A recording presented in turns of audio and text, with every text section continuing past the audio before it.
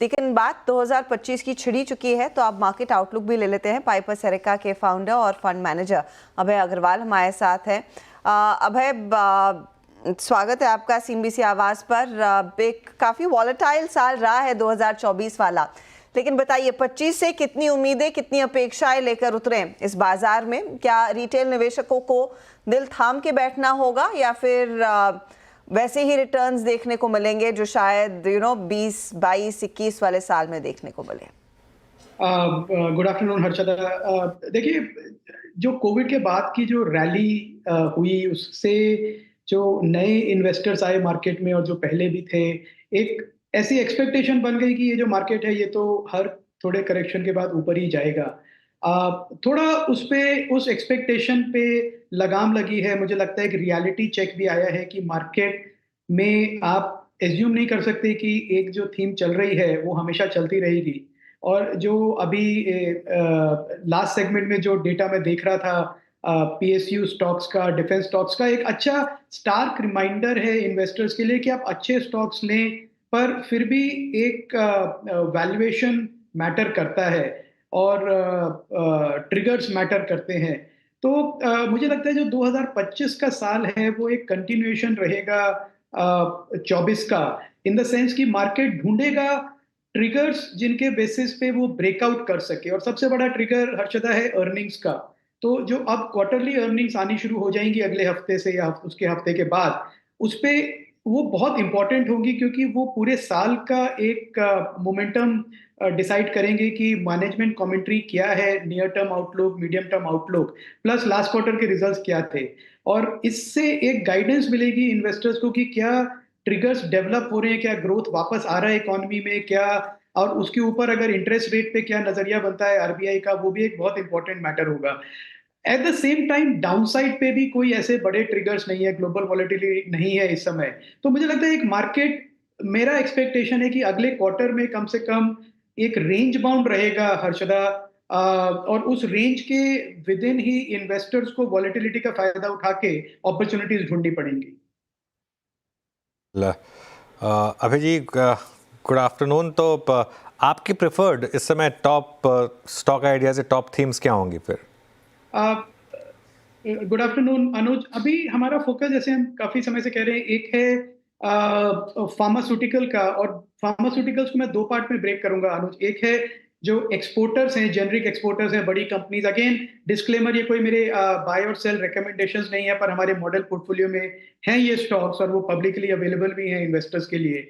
तो कंपनीज हैं जो CDMO plus export generic focus, दोनों एक काफी पॉजिटिव डिमांड इन्वायरमेंट में है अनुज। यूएस एफडीए भी इस समय काफी सपोर्टिव है इंडियन कंपनीज का। तो मुझे लगता है ये एक 2-3 साल का ट्रेंड है जो अच्छा प्ले आउट होगा लार्ज कैप फार्मा कंपनीज जो एक्सपोर्ट करती हैं। और उसके साथ में एक छोटी mid cap small cap segment में इमर्जिंग अपॉर्चुनिटी है अनुज, वो है डोमेस्टिक सीडीएमओ प्लेयर्स, जैसे एकम्स है, विंडलास है, इनोवा कैप्टैब है, जो कि डोमेस्टिक कॉन्ट्रैक्ट मैन्युफैक्चरिंग करते हैं। और ये एक बड़ा सेगमेंट है जो अभी तक इतना इंपॉर्टेंस नहीं मिली थी, पर जैसे जैसे सरकार का फोकस है कि वो स्पूरियस ड्रग्स को, फेक ड्रग्स को निकाले सिस्टम से, तो ऑटोमेटिकली इसका पूरा फायदा होगा बड़े कॉन्ट्रैक्ट मैन्युफैक्चरर्स को। तो एक तो ये फार्मा सेगमेंट हमारे पोर्टफोलियो में ओवरवेट है इस समय। दूसरा, जो ईएमएस प्लेयर्स या एडवांस इलेक्ट्रॉनिक मैन्युफैक्चरर्स हैं, वो हमारे पोर्टफोलियो में इस समय ओवरवेट है। एम्बर, डिक्सन जैसी कंपनीज हैं। तीसरा जो सेगमेंट ओवरवेट है अनुज, वो है इंश्योरेंस का, लाइफ नॉन लाइफ दोनों। मुझे लगता है कि काफी एक टाइम वाइज साइडवे करेक्शन हुआ है इन स्टॉक्स में, अट्रैक्टिव वैल्यूएशन है। अगर हम देखें कि जो ग्रोथ अपॉर्चुनिटी अवेलेबल है, और इन कंपनीज ने काफी रेगुलेटरी और मार्केट हेडविंड्स फेस करी हैं पिछले 3-4 साल में, पर अब मॉडल अब एमर्ज हो रहा है, प्राइसिंग स्टेबलाइज हो रही है, आईआरडीआई के साथ एक रिलेशनशिप स्टैब्लिश हो रहा है। तो मुझे लगता है कि 2025 में इंश्योरेंस, फार्मा और एडवांस इलेक्ट्रॉनिक्स, ये जो 3 स्पेसेस हैं, हमारा एक्सपेक्टेशन है अनुज की ये आउट परफॉर्म करेंगे। अभय जी नमस्कार, वीरेंद्र बोल रहा हूँ। सर, आज ऑटो में बाइंग है, बट एक सीरियस बाइंग ऑटो में कब आ सकती है आपके मुताबिक? क्योंकि बहुत ओवरसोल्ड है ऑटो। और एक और चीज़, अब हमारे पास डिफरेंट क्लास हैं। I mean two wheeler passenger vehicle segment और जहाँ तक कमर्शियल व्हीकल का सवाल है, क्योंकि कैपेक्स के नंबर्स काफ़ी कमज़ोर हैं, वहाँ पे आपका व्यू क्या होगा स्पेशली? जी वीरेंद्र, गुड आफ्टरनून। देखिए, इसमें ऑटो जो है ना, बड़ा एक यूनिक स्पेस है, इसलिए क्योंकि इसका जो डेटा है वो हर महीने आ जाता है। दोनों डेटा मिल जाते हैं आपको। एक तो जो सेल्स हुई हैं, जो डीलर्स को डिस्पैच हुए हैं ऑटो मैन्युफैक्चरर्स के, वो एक डेटा आ जाता है। और दूसरा जो फाडा का डेटा आता है कि जो वाहन में रजिस्ट्रेशन हुई है, तो शोरूम लेवल पे क्या सेल हुई है वो भी आ जाता है। तो पिछले 3-4 महीने से दोनों तरफ से हमने पोस्ट फेस्टिव सीजन भी देखा, वीकनेस थी, डेटा इतना अच्छा नहीं था, तो उसकी वजह से स्टॉक्स में भी करेक्शन आया और स्टॉक्स काफी चल भी चुके थे। ऐसा नहीं है कि परफॉर्मेंस नहीं है। अगर आप अगले 2-3 साल का पिछले स्टोरी देखेंगे तो सारे ऑटो कंपनीज ने, ऑटो स्टॉक्स ने आउट परफॉर्म किया है। इस समय मैं कहूंगा कि एक मार्केट थोड़ा नर्वस है कि जो दिसंबर का डेटा है, और दिसंबर में काफी डीप डिस्काउंटिंग हुई है, काफी ऑफर्स निकले चैनल इन्वेंट्री को क्लियर करने के लिए between dealers and auto manufacturers, जो ज्यादा इन्वेंट्री लेके नहीं जाना चाहते थे जनवरी में।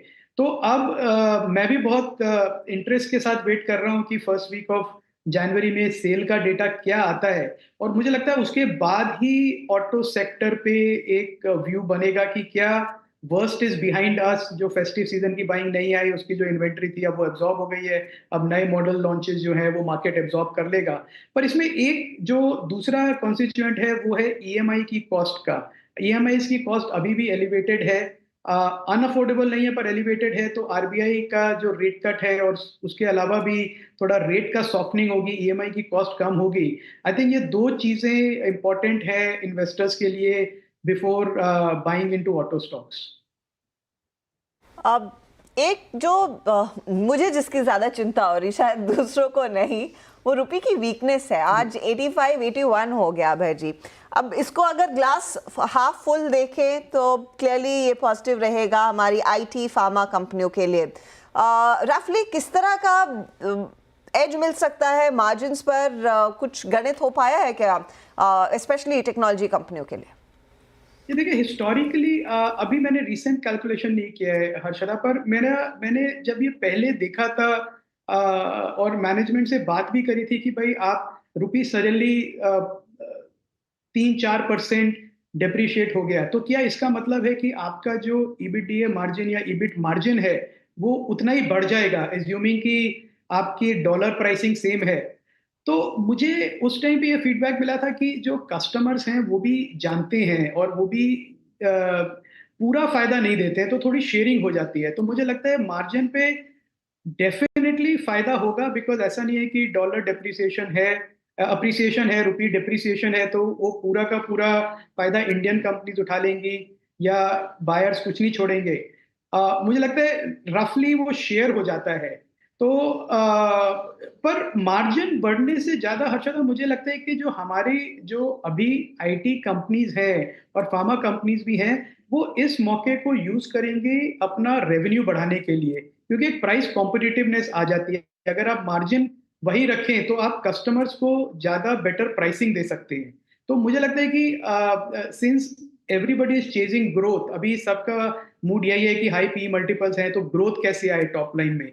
तो एक अच्छा मौका है हमारे एक्सपोर्टर्स के पास कि आप मार्जिन बढ़ाने का ना सोचें, पर बल्कि इसको पूरा प्राइस बेनिफिट कस्टमर को पास करके ज्यादा प्राइस कॉम्पिटिटिव बने, जिससे वॉल्यूम ग्रोथ है। मुझे लगता है कि ये कंपनीज अभी इसी स्ट्रैटेजी पे काम कर रही है।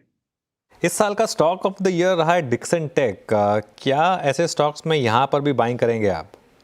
ये देखिए, डिक्सन टेक का हमने सबसे पहले 2019 में लिया था, जब उसका मार्केट कैप 10,000 करोड़ का भी नहीं था, और उस समय भी यही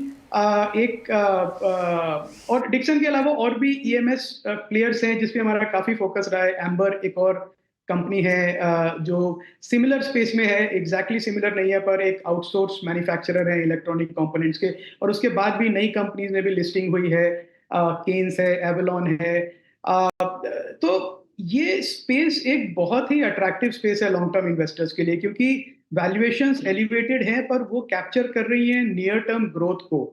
इन सब कंपनीज की गाइडेंस है 30 से 50% की top line growth while managing और स्लाइटली इंप्रूविंग द मार्जिन, और बैलेंस शीट पे कोई डेट लेने की जरूरत नहीं है उन्हें अपना ग्रोथ फाइनेंस करने के लिए। As a result ROE ROC भी बढ़ रहा है इस ग्रोथ के साथ।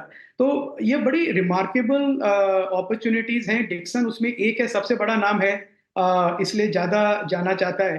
पर जिस तरह की अनाउंसमेंट्स आ रही हैं उनकी, और ये जो हर्षद ने पिछला सवाल पूछा रुपी डेप्रिसिएशन का, तो रुपी डेप्रिसिएशन का एक बहुत बड़ा फायदा होता है उन कंपनीज को जो इंपोर्ट्स को सब्स्टिट्यूट कर रही हैं।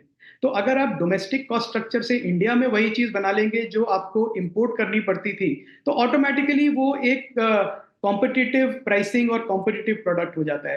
तो सारे ईएमएस प्लेयर्स को, डिक्सन तो है ही, पर उसके अलावा सारे जो कॉम्पिटिटिव ईएमएस प्लेयर्स हैं उनको बहुत फायदा होगा रुपी डेप्रिसिएशन का भी। अच्छा अभय जी, पीएसयूज में अब कोई बाइंग करी आप लोगों ने इस वक्त, या फिर कोई space, railway, defence, power, banks, क्या ऐड किया आप लोगों ने लोअर लेवल्स पे? डिफेंस में बहुत इंटरेस्ट है वीरेंद्र, पर अभी हम जल्दी नहीं कर रहे हैं क्योंकि मुझे लगता है ये जो करेक्शन हुआ है शायद थोड़ा और अपॉर्चुनिटी मिले। पर अगेन बहुत अच्छी ये लॉन्ग टर्म स्टोरीज हैं, बिकॉज डिफेंस में जितना हमने एनालिसिस किया वो देखा कि इंडिया ने पिछले 20 साल में अंडर इन्वेस्ट किया है डिफेंस में, और इस समय एक बहुत अर्जेंसी है गवर्नमेंट में कि हम कैचअप करें, और उसकी वजह से ऑर्डर बुक्स भी सारे डिफेंस प्लेयर्स की, पीएसयू भी, और जो नॉन पीएसयू हैं जो कम्युनिकेशन या रेडार सिस्टम्स या ड्रोन्स ये सब प्रोवाइड कर रहे हैं, सैटेलाइट इमेजरी प्रोवाइड कर रहे हैं डिफेंस इंडस्ट्री को, वो भी काफी अट्रैक्टिव हैं। हमारा इंटरेस्ट है और वॉच लिस्ट पे है डिफेंस पीएसयूज। कब ऐड करेंगे वो मैं कह नहीं सकता, पर अगर थोड़ा और प्राइस करेक्शन मिला तो डेफिनेटली उसको देखेंगे। और सेम गोज फॉर रेलवेज। मुझे लगता है रेलवेज भी और डिफेंस ये दोनों बहुत बड़े स्पेसेस हैं। प्राइस करेक्शन की वजह से इन्वेस्टर्स का थोड़ा इंटरेस्ट गया है, पर आई थिंक वो अच्छा अपॉर्चुनिटी भी है एक अंदर। कार्यक्रम में शामिल हुए और सभी सेक्टर्स पे अपनी राय रखी आपने, और सप्ताहांत की शुभकामनाएं। और मेरे ख्याल से जब तक आपसे अगली मुलाकात बात होगी शायद नव वर्ष का प्रारंभ हो जाएगा, तो नव वर्ष की भी अग्रिम शुभकामनाएं आपको। आपको भी, आपके सारे दर्शकों को भी।